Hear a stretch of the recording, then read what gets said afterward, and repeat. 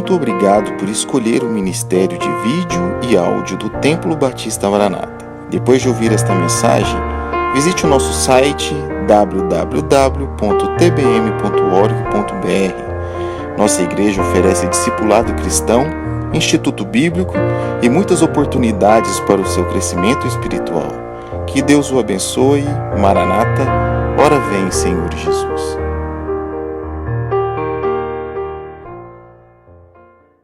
Abra sua Bíblia. Carta de Paulo a Filemon. O título desta manhã é Dois Sentimentos que conduzem a uma atitude. A carta de Filemon ocupa apenas um lado de uma página da nossa Bíblia, antes de Hebreus, depois de Tito, antes de Hebreus. Um capítulo único. Se você puder colocar-se em pé, por gentileza, se coloque. Eu vou ler dos versos 4 a 7 desse capítulo único. Epístola de Paulo a Filemon, versos 4 a 7. O título desta manhã é Dois Sentimentos que conduzem a uma atitude. A palavra de Deus diz assim: Graças dou ao meu Deus, lembrando-me sempre de ti nas minhas orações, ouvindo do teu amor e da fé que tens para com o Senhor Jesus, para com todos os santos, para que a comunicação da tua fé seja eficaz no conhecimento de todo o bem que em vós há por Cristo Jesus, porque temos grande gozo e consolação do teu amor, porque por ti, ó irmão, as entranhas dos santos foram recriadas. Pai, nós temos tua palavra aberta diante de nós e queremos aproveitar este privilégio para o bem da nossa alma e para a glória do teu nome. Que na simplicidade, ó Deus, desta carta que Paulo escreveu a este homem há tantos séculos atrás, possamos, com a ajuda do teu Espírito, retirar o alimento espiritual que precisamos. Na tua dependência oramos em nome de Jesus. Amém. Podem se assentar, irmãos. Dois sentimentos que conduzem uma atitude. Eu não sei quantos aqui já passaram pela experiência que eu vou narrar a vocês agora. Chegar a um bom preparo físico requer uma dose extra de sacrifício e de persistência. Principalmente quando nós não estamos bem fisicamente, estamos aí vivendo sedentariamente, algum sobrepeso ou até em obesidade. Quanto mais o peso, mais difícil tornar-se, não é alguém atlético. Correr uma maratona, quem sabe? Meia maratona já seria o suficiente. Mas nesse estágio de preparação física, nessa fase de preparação física, o atleta, ele passa por fases distintas. E se você é sedentário e vai começar a exercitar-se, eu quero lhe dizer, se você já não provou disso, que as primeiras semanas não são humanas, são muito difíceis. O desejo de desistir é algo que nos assombra o tempo todo. As dores físicas, não é? Os músculos doem, o corpo dói, tudo dói. Eu ouvi certa vez de uma pessoa, até os fios de cabelo doem. É exagero, não é? Mas ela tem que persistir. Apesar da dor, do sofrimento, não pode parar, ela tem um alvo. Isso é o primeiro estágio. O segundo estágio, ou seja, o primeiro estágio é um estágio de sofrimento, é difícil. O segundo estágio é um estágio de estabilidade. Já não dói como antes. Você está fazendo os exercícios, está se preparando fisicamente já de uma forma normal. Não tem mais dor.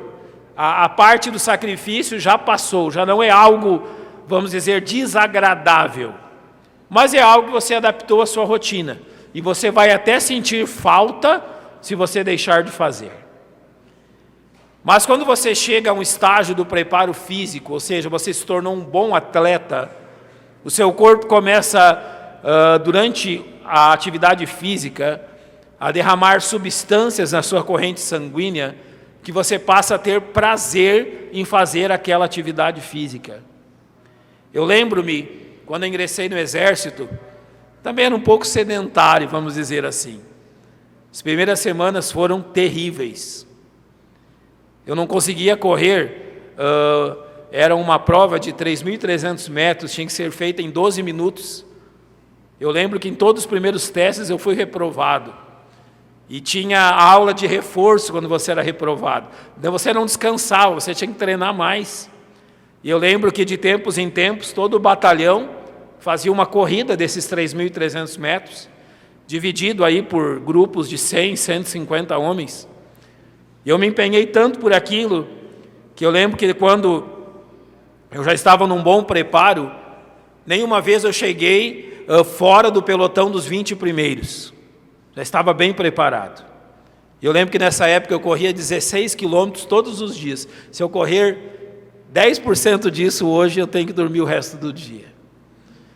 Mas eu lembro que quando estava nesse estágio de preparo físico, a partir de um certo tempo que você estava no exercício físico, numa certa distância, o corpo começa a sentir prazer em exercitar-se. E aquilo faz que você vá mais longe.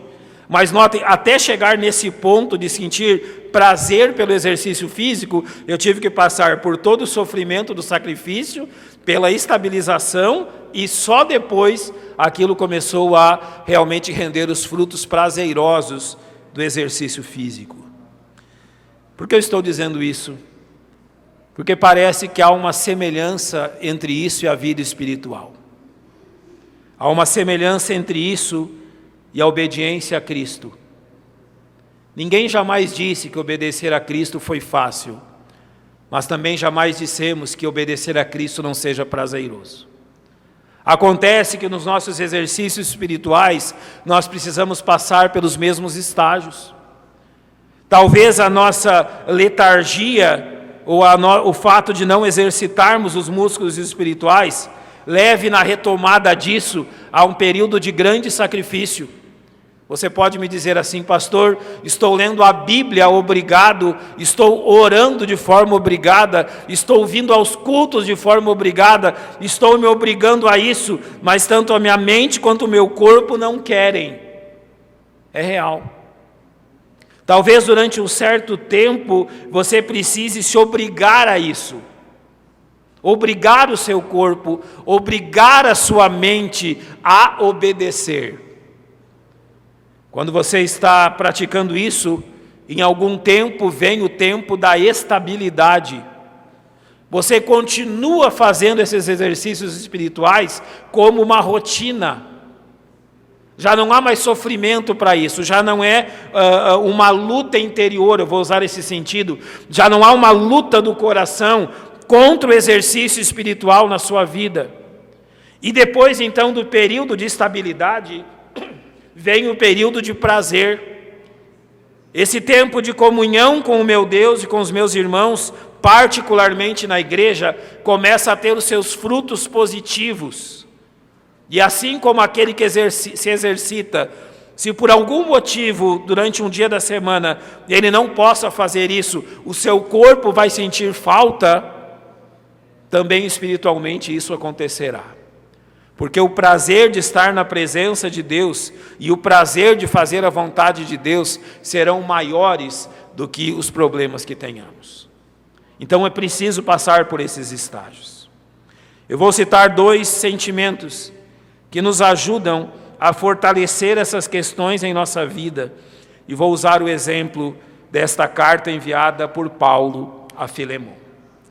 Observe no capítulo 1, no capítulo único, verso 1, que Paulo diz: Paulo, prisioneiro de Jesus Cristo, o irmão Timóteo, ao amado Filemon, nosso cooperador. Então Paulo está escrevendo a um irmão em Cristo e a alguém que ele mesmo ganhou para Cristo. Filemon é um fruto do ministério de Paulo.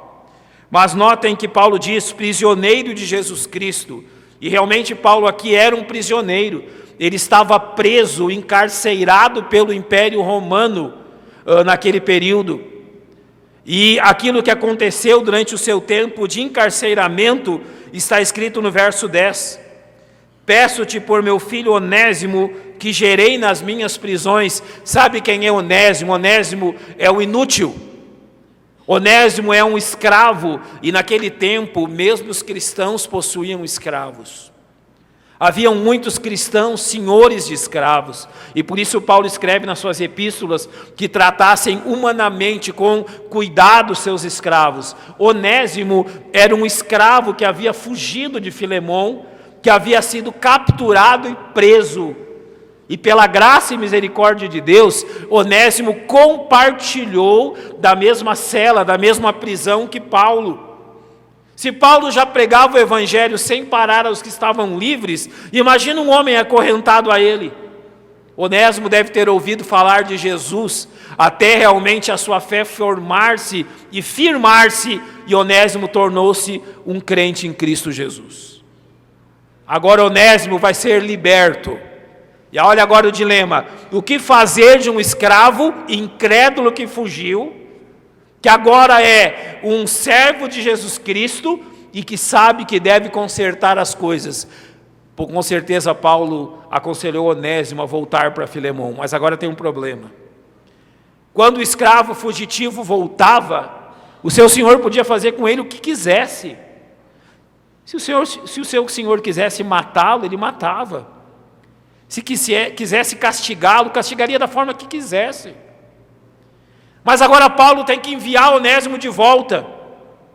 E ele escreve essa carta exatamente para isso. Para enviar Onésimo de volta para Filemão. Ele manda Onésimo e manda essa carta junto. E é muito interessante as coisas que ele vai dizer. No verso 11: o qual noutro tempo te foi inútil. Esse é o significado do nome Onésimo, inútil. Mas agora a ti e a mim muito útil, eu te tornei a enviar. Filemão recebe, ele foi inútil, mas agora ele é útil, e por isso eu estou te enviando. Então nos versos 8 a 14, Paulo vai demonstrar em tudo isso o propósito dele. A partir do verso 12 ele diz: e tu torna a recebê-lo como as minhas entranhas. Eu bem o quisera conservar comigo, para que por ti me servisse nas prisões do Evangelho, mas nada quis fazer sem o teu parecer, para que o teu benefício não fosse feito como por força, mas voluntário. É como Paulo dissesse assim: eu tenho autoridade como seu pai na fé e como apóstolo de Cristo de dizer: recebe a Onésimo, não o castiga e recebe como um irmão. Eu tenho autoridade para te obrigar a isso, mas Paulo prefere fazer de outra forma. Ele não vai obrigar Filemão a receber Onésimo de volta. Olha o verso 5. Ouvindo do teu amor e da fé que tens para com o Senhor Jesus e para com todos os santos. Paulo aqui ele cita dois sentimentos que nos fazem servir a Cristo com prazer. Sim. Dois sentimentos que nos dão prazer no serviço de Cristo. É quando nós temos fé no Senhor e amor para com os crentes. Tudo fica mais fácil. Tudo se torna mais fácil na igreja de Cristo quando fazemos as coisas por fé no nosso Salvador e por amor aos irmãos. Notem que quando o Novo Testamento falar de fé, sempre apontará a Cristo, e quando falar de amor, sempre apontará aos irmãos. Então aqui Paulo diz: olha, pela fé e o amor do teu coração, eu creio que você fará o melhor. Então vamos observar isso. Por que servir a Deus com fé é prazeroso e é o melhor? João capítulo 1, verso 12 diz que a todos quantos receberam, deu-lhes o poder de serem feitos filhos de Deus, aos quais creram no seu nome. Nós começamos a nossa vida cristã pela fé. Nós não começamos a nossa vida cristã na primeira vez que viemos à igreja. Nós não começamos a nossa vida cristã no primeiro dia que lemos a Bíblia. Nós começamos a nossa jornada cristã no exato momento em que depositamos a nossa fé em Jesus Cristo. Antes, nós éramos como papagaios, como imitadores. Fazíamos o que víamos outras pessoas fazerem. Mas a partir do momento que depositamos a nossa fé em Cristo, nós começamos a agir direcionados pelo Espírito Santo, de forma voluntária e de forma pessoal, a fazer aquilo que entendemos na Bíblia ser importante que um crente faça. Então, por fé no nosso Senhor Jesus Cristo, nós somos batizados. Por fé no nosso Senhor, começamos a testemunhar da nossa fé nele, da nossa salvação. Por fé no Senhor, não deixamos a nossa congregação. Por fé no Senhor, começamos a contribuir com a nossa vida e os nossos bens para que a obra do Senhor prossiga adiante. Sabe qual é um dos problemas que enfrentamos? É que nós muitas vezes nós sempre começamos pela fé e às vezes tentamos prosseguir por nossas próprias forças. Essa é a dificuldade. Nós começamos pela fé em Cristo. E em determinado momento consideramos que já somos fortes o suficiente para fazer por nós mesmos. Consideramos que somos capazes o suficientes, que já somos treinados o suficientes para fazer por nós mesmos. Eu lembro das aulas de homilética no seminário, e uma das coisas que o nosso professor mais nos dizia é que todas as vezes que subíssemos ao púlpito para pregar, fizéssemos pela fé em Cristo. Porque bem podia ser que precisássemos aprender uma lição. E ele sempre se preocupava em nos mostrar essa lição quando nós pregávamos no instituto.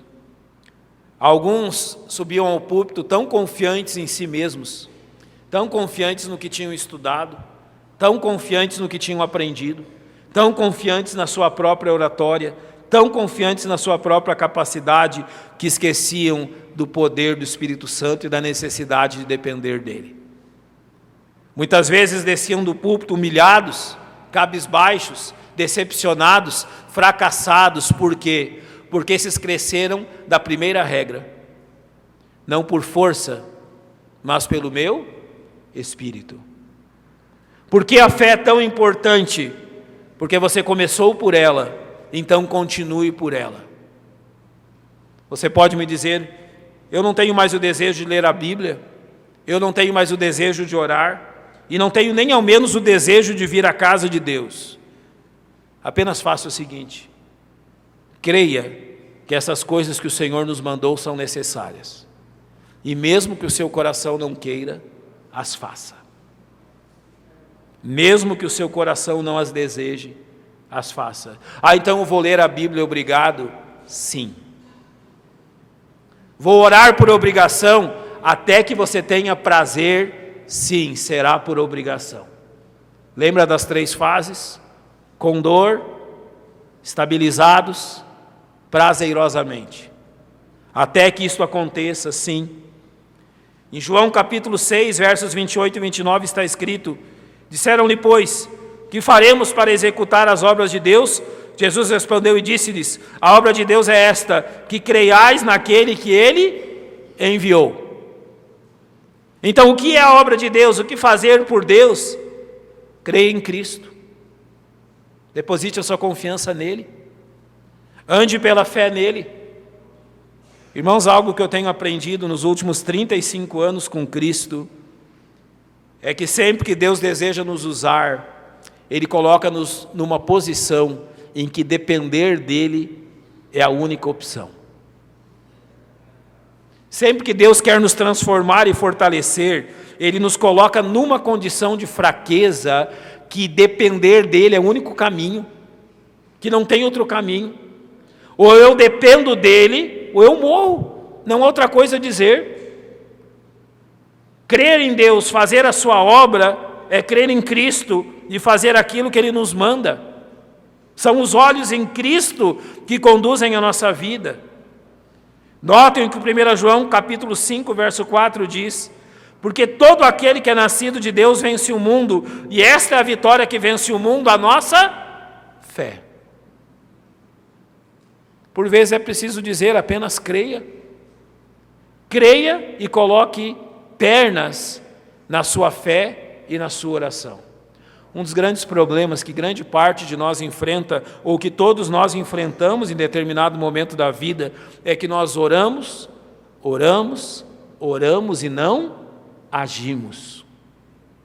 Nós devemos orar na certeza que tudo depende do nosso Deus e trabalhar na certeza que tudo depende das nossas mãos. Paulo disse o seguinte: eu trabalhei muito mais do que os outros, mas não eu sozinho, a graça de Deus comigo.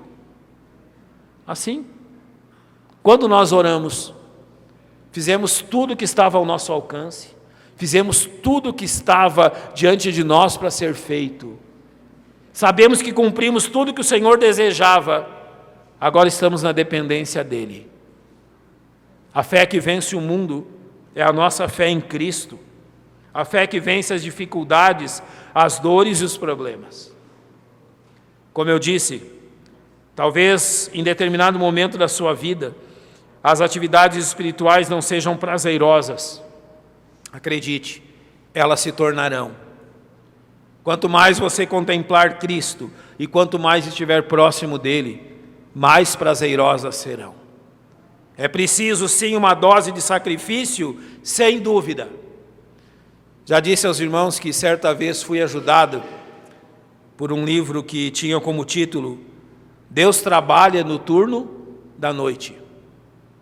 Foi de extrema ajuda em determinado momento da minha vida. E naquele livro, e naquele período, eu aprendi o valor das orações enquanto todos dormem. Não que as orações na madrugada sejam mais valorosas, não estou dizendo isso. Mas as orações na madrugada têm o poder de nos ensinar coisas que parece que as orações no tempo mais sossegado do dia não fariam. Buscar a face de Deus enquanto eu podia descansar o meu corpo, buscar a face do meu Deus enquanto eu podia usufruir do descanso da noite, parece ter sobre a nossa mente e o nosso espírito um efeito de trazer o prazer e a alegria da presença de Deus de volta. Sempre com fé. 2 sentimentos. O primeiro deles é fé. O segundo, amor. Se a fé é voltada ao Senhor, o nosso trabalho ao Senhor e a nossa obediência a Ele são feitas em amor. Notem o que 1 João 3,16 diz: conhecemos o amor nisto, que Ele deu sua vida por nós e nós devemos dar a vida pelos irmãos. É interessante isso. Nem todos de nós, num domingo tão belo como esse, acordamos de bom humor. Você já notou isso? Há alguns de nós que todos os dias acordam de mau humor. São aquele ciclo, não é? De atividades do ser humano. Alguns são mais noturnos, outros são mais diurnos. Eu conheço alguns irmãos que às 5 da manhã estão prontos e preparados para o que você propor. Não interessa o quê. 5 horas da manhã já estão com todas as suas forças renovadas, estão prontos para o que der e vier. Mas conheço outros que, se você precisar deles às 9 horas da manhã, você terá dificuldades. Não que eles não trabalham nesse horário, não que não tenham atividades nesse horário, mas não rendem. Eu não sei vocês, mas um dos períodos que eu mais rendi nos meus estudos foi quando eu estudava e trabalhava. Então eu estudava pela manhã, trabalhava à tarde, ou melhor, trabalhava pela manhã, estudava à tarde, acordava cedo. Então quando eu chegava da escola ali por 18 horas, normalmente eu dormia até mais ou menos 9 horas. Eu, no período de descanso das atividades todas do dia, e depois com toda a tranquilidade estudava até 1, 2 ou até mais horas na madrugada. O meu cérebro estava rendendo. E nós somos assim. Cada um tem seu horário, cada um tem seu tempo. Mas independente dessas coisas, irmãos, independente do humor, do rendimento, há algo que deve ser maior do que as nossas impressões físicas, corporais. A palavra de Deus muito bem claro diz: Ele deu sua vida por nós e nós devemos dar a vida pelos irmãos. Quando servimos a Deus e quando viemos à casa de Deus, o nosso humor, a nossa atividade, tudo aquilo que envolve a nossa vida psíquica ou física, são colocadas subordinadas ao fato que eu devo amar meus irmãos. A Bíblia não diz aqui, ame os seus irmãos, desde que você tenha acordado bem. Ame os seus irmãos, desde que tudo na vida esteja sob controle. Não. Cristo nos amou em meio à maior crise que um ser humano pode passar, a cruz do Calvário. O amor é poderoso e precioso nisso, em curar feridas, tanto em mim quanto nos outros. E isso é chamado de altruísmo. João 13,35 diz o seguinte: nisto todos conhecerão que sois meus discípulos, se vos amardes uns aos outros. O amor é um testemunho que damos às pessoas deste mundo, enquanto elas não se preocupam umas com as outras, nós nos amamos e testemunhamos disso. Testemunhamos que o amor tem a capacidade de nos reerguer, de nos fortalecer, de nos ajudar. Sabe qual é o problema? É que nós esperamos estar dispostos a amar para fazer isso. Eu espero então acordar disposto, estar num dia bom para praticar isso, e nós somos chamados a fazer isso todos os dias. É interessante algo, que muitas vezes os nossos serviços em amor são feitos quando as circunstâncias das nossas vidas estão mais difíceis. Já vi pais servirem ao Senhor um dia depois de enterrar seu filho. Um dia de sofrimento inigualável. A um sábado. Mas no domingo, quando ninguém esperava que nem ao menos fossem à igreja, foram os primeiros a chegar. É interessante como as nossas feridas são capazes também de despertar o amor e de demonstrar que nós somos capazes de amar independentes das circunstâncias. 1 Coríntios 13 diz: agora, pois, permanecem a fé, a esperança e o amor, estes três, mas o maior destes é o amor. Essas são as três graças permanentes que Deus deu à sua igreja: a fé, a esperança e o amor. A fé completará o seu caminho quando então estivermos com o Senhor no céu. A esperança será concretizada, mas o céu será um lugar de amor. Não precisaremos mais da fé, não haverá mais necessidade da esperança. Estamos vendo com os nossos olhos o que hoje a nossa fé espera, mas o amor permanecerá por toda a eternidade. É uma característica dos filhos de Deus amar. E enquanto a fé aponta para Cristo, o amor aponta para os nossos irmãos. Dois sentimentos que nos fortalecem no serviço de Deus e na vida cristã. Voltando à carta a Filemon, o verso 21 diz: escrevi-te confiado na tua obediência, sabendo que ainda farás mais do que digo. Você já percebeu como as pessoas se comportam quando são mandadas a fazer algo que não querem? Aqueles irmãos que estão em cargos de chefia ou têm o seu próprio negócio, é uma arte lidar com as pessoas, não é? É uma arte liderar, é uma arte ser o líder, o chefe, porque nem sempre as pessoas estão dispostas. Algumas vezes você tem que empurrá-las, vamos dizer assim, obrigá-las a fazer aquilo que elas estão até recebendo para fazer. É difícil lidar com as pessoas. Mas Paulo aqui fala algo que vem do céu. Quando Paulo fala da fé e do amor de Filemon, ele pode escrever no verso 21, eu te escrevi porque confio na tua obediência. Obedecer por fé e amor sempre foi a melhor coisa que um crente pode fazer. Obedecer porque crê no seu mestre e porque ama os seus irmãos sempre é o melhor caminho, porque Paulo diz assim: sabendo que ainda farás mais do que digo. Paulo podia mandar, recebe Onésimo de volta, e Filemão diria, ok, vou obedecer. Mas Paulo faz o seguinte: Filemão, eu sei do teu amor por Cristo, eu sei do teu amor pelos irmãos, eu sei da tua fé no Salvador. Faz isso, estou te pedindo. E eu tenho a certeza que se você usar da sua fé e do seu amor, fará ainda mais do que tenho te pedido. Então eu quero encerrar dizendo o seguinte: nenhum de nós foi chamado a servir a Cristo como um mercenário. Você já percebeu isso?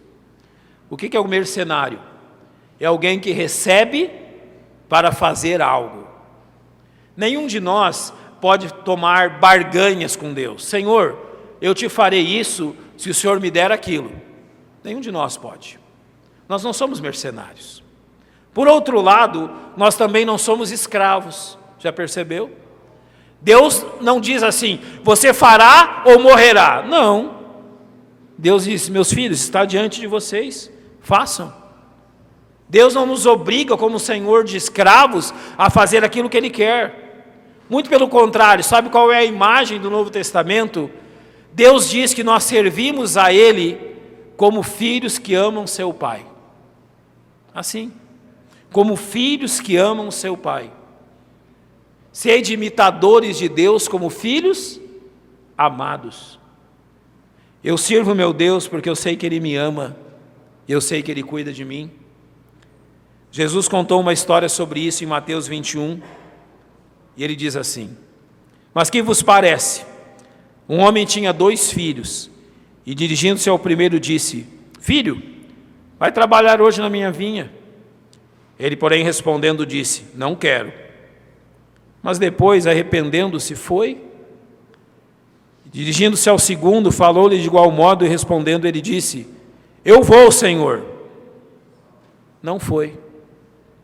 Então Jesus propôs uma pergunta. Qual dos 2 fez a vontade do Pai? Disseram-lhe eles, o primeiro. Jesus levou em conta aqui o que Ele queria ou o que Ele fez?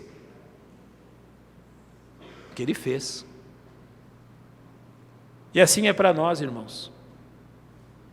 Façamos para o Senhor. Mesmo que nós digamos assim, pastor, o meu coração, não. Olha, há algo maravilhoso nas Escrituras, não precisa querer, é só fazer. Por amor e por fé, encontraremos a disposição necessária. Por amor e por fé, encontraremos as forças necessárias. Deus já nos deu o que precisamos. E Ele ainda nos disse, alguém precisa de fé? Peça ao Senhor, Ele vai acrescentar. Alguém precisa de amor? O Espírito Santo está pronto a acrescentar como um fruto do Espírito. Então, irmãos, nós temos abundância de fé e amor. O que precisamos é depender do nosso Deus. 2 sentimentos que conduzem uma atitude. Fé e amor que conduzem à obediência. Siga esse caminho. É um caminho bíblico e é um caminho bom para todos nós. Vamos fechar os nossos olhos.